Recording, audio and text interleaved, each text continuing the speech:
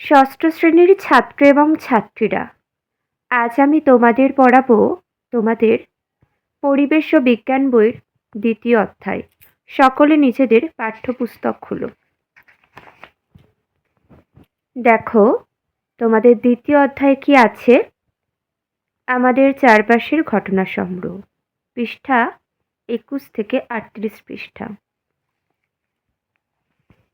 আচ্ছা, দ্বিতীয় অধ্যায়ের প্রথমের দিকের কয়েকটি পৃষ্ঠা আমি পড়িয়ে দিয়েছি, সেটা অন্য একটি ভিডিওতে আছে, তোমরা দেখে নেবে সেই ভিডিওটা। ঠিক আছে, আমাদের চারপাশের ঘটনা সংগ্রহ আমি মোটামুটি 25 পৃষ্ঠা পর্যন্ত এতটা পড়িয়ে দিয়েছি আগে একটি ভিডিওতে। আজ পড়াবো এখান থেকে। দেখো কি দেওয়া আছে।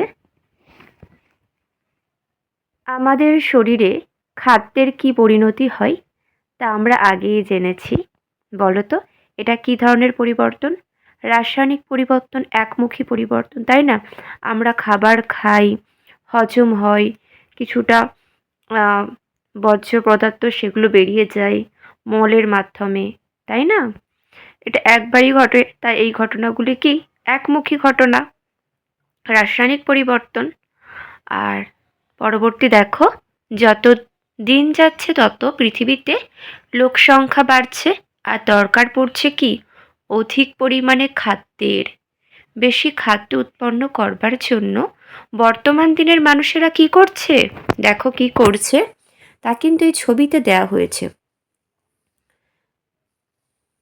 ফসলে অধিক পরিমাণে কীটনাশক স্প্রে করা হচ্ছে, দেখো রাসায়নিক সার ব্যবহার করা হচ্ছে। ফলে কি হচ্ছে, আমাদের পৃথিবীর এই জগতে অনেক ক্ষতি হচ্ছে। আর এই সমস্ত সার কীটনাশক এগুলির জলাভূমিতে মিশে কি হচ্ছে, পুকুরে ডোবাতে থাকা বিভিন্ন মাছ তারাও ক্ষতিগ্রস্ত হচ্ছে। আর সেই সমস্ত মাছ আমরা খাচ্ছি, আমাদেরও মানুষেরও কিন্তু অনেক ক্ষতি হচ্ছে, আমরা রোগগ্রস্ত হচ্ছি। তাই তো, আশা করছি তোমরা বুঝতে পারছো। আর ছাত্রছাত্রীরা, আমার শরীরটা একটু খারাপ, সেই জন্য আমি আস্তে আস্তে বলছি, সহজ ভাষায় বলছি, তোমরা বুঝতে পারবে। দেখো কোন ছবিতে, ছবিগুলো তোমরা দেখেছো, এখানে কি কি করা হচ্ছে।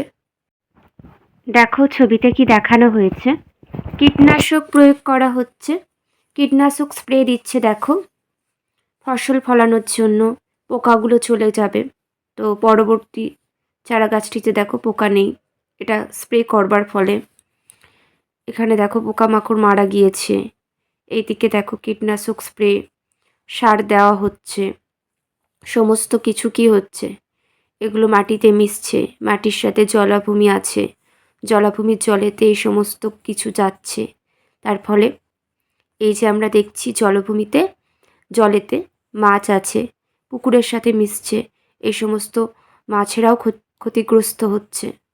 এর ফলে এই মাছগুলো আমরা খাচ্ছি, আমাদেরও ক্ষতি হচ্ছে অনেক। এগুলোই ছবির মাধ্যমে দেখানো হয়েছে। দেখো এখানেও গাছ রয়েছে, ধান চাষ করা হয়েছে, পুকুর আছে, মাছ আছে। আশা করছি তোমরা দেখে বুঝতে পেরেছ। আর এখানে দেখো কোন ছবিতে কি ব্যবহার করা হচ্ছে, কি কারণে এদের ব্যবহার প্রয়োজন, দীর্ঘদিন ব্যবহারের ফলে কি হতে পারে, এগুলো তোমাদের লিখতে হবে। প্রথম ছবিতে দেখো কীটনাশক ব্যবহার করা হয়েছে, কীটনাশক স্প্রে দেখেছি। কি কারণে এদের ব্যবহার করা হয়, দেখো গাছকে পোকামাকড়ের হাত থেকে রক্ষা করবার জন্য কীটনাশক স্প্রে করা হয়। আশা করছি বুঝতে পেরেছ। দীর্ঘদিন ধরে একভাবে কীটনাশক স্প্রে করলে কি হতে পারে, পরাগ মিলনে সাহায্য করে উপকারী কীটপতঙ্গের মৃত্যু ঘটতে পারে। যে সমস্ত কীটপতঙ্গ পরাগ মিলনে সাহায্য করে সেই সমস্ত উপকারী কীটপতঙ্গের মৃত্যু হতে পারে। পরবর্তী দেখো, এই দেখো কীটপতঙ্গ অনেকে মারা যাচ্ছে, তাই না? দ্বিতীয় ছবিতে কি দেখানো হচ্ছে, সার প্রয়োগ করা হচ্ছে, সার ও কীটনাশক দেখো প্রয়োগ করা হচ্ছে, কীটনাশক সার মাটিকে উর্বর করার জন্য এবং গাছকে পোকামাকড়ের হাত থেকে রক্ষা করার জন্যই এগুলি ব্যবহার করা হচ্ছে। আর এর ফলে জলজ প্রাণীদের মৃত্যুও ঘটছে, তাই তো এগুলোই দেখানো হয়েছে। এগুলো আমি তোমাদেরকে আগেও বলে দিয়েছি, প্রিয় ছাত্রছাত্রীরা, আমার শরীরটা খারাপ, সেই জন্য একটু আস্তে আস্তে বলছি। দেখো, এখানে কি বলা হয়েছে, যতটা রাসায়নিক ব্যবহার করা হলো তার কি সবটা কাজে লেগে গেল? যদি না যায় তাহলে বাকি অংশটি কোথায় গেল বলে তোমার মনে হয়? কোথায় গেল তোমাদের কি মনে হচ্ছে? অবশ্যই কমেন্ট করে জানাবে। পরবর্তী দেখো, এই সকল রাসায়নিকের কী ধরনের প্রভাব পরিবেশের উপর পড়ে এসে দেখা যাক। তোমার বাড়ির বা আশেপাশে বয়স্কদের কাছ থেকে জানার চেষ্টা করো। তারা যখন তোমাদের মতো ছোট ছিলেন তখন চাষের জমি থেকে বর্ষাকালে কি কি পাওয়া যেত, আর এখন ওই সমস্ত মাছ ওখানে পাওয়া যায়?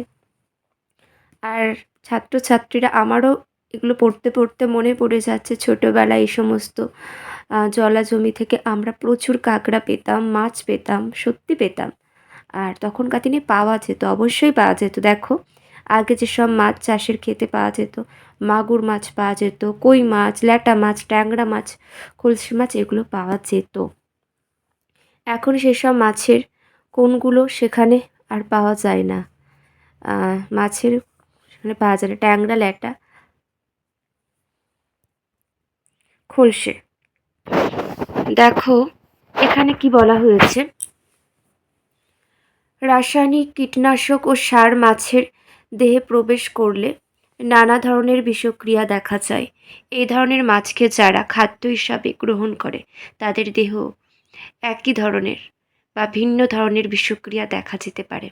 এই ধরনের কোনো বিষক্রিয়ার কথা তোমার বা স্থানীয় মানুষদের জানা থাকলে তা লেখো। কি জানা আছে কি? এগুলো কিন্তু লিখতে হবে। দেখো, তাহলে কি লিখবে?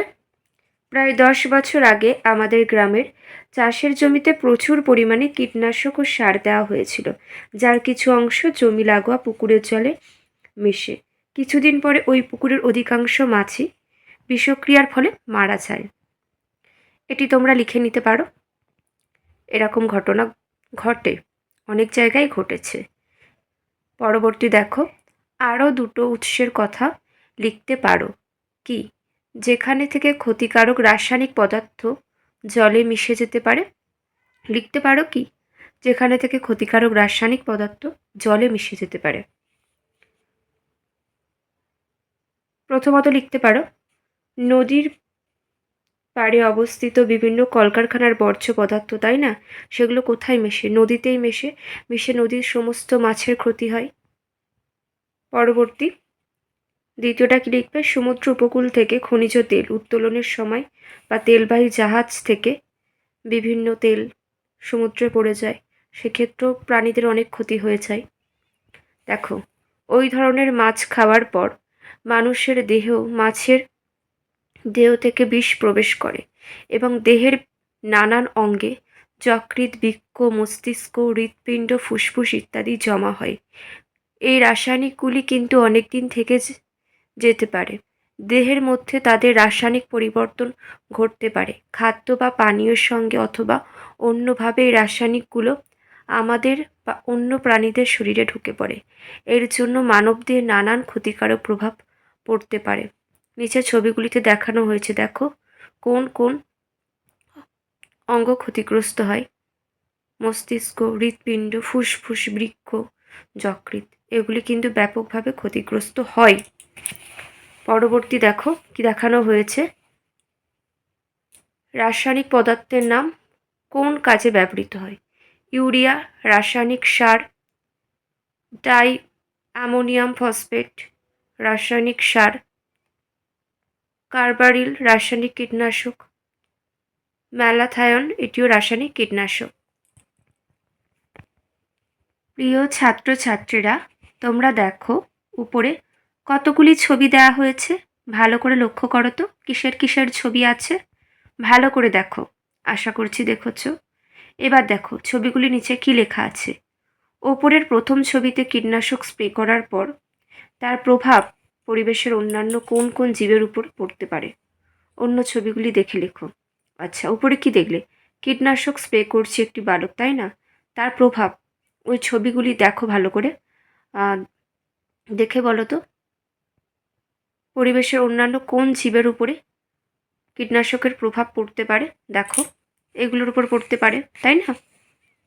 কিসের কিসের ফসল, দেখো অনেক ফসল ফলেছে, ফসলের উপর, ফড়িংয়ের উপর, শুঁয়াপোকা, বক, তাই না, ভোঁদর, সামুদ্রিক পাখি, কচ্ছপের উপর প্রভাব পড়ে। এই সমস্ত কিছুর উপর যে যে ছবিগুলি আছে দেখো সবগুলির উপরই প্রভাব পড়ে, তাই না? ছাত্রছাত্রীরা আজ এখানেই শেষ করলাম, আবার তোমাদের সাথে দেখা হবে। সবাই ভালো থেকো, মন দিয়ে পড়াশোনা ঠিক করো। আর কারোর কোনো জিজ্ঞাসা থাকলে অবশ্যই তোমরা কমেন্ট করে জানিও। চলো।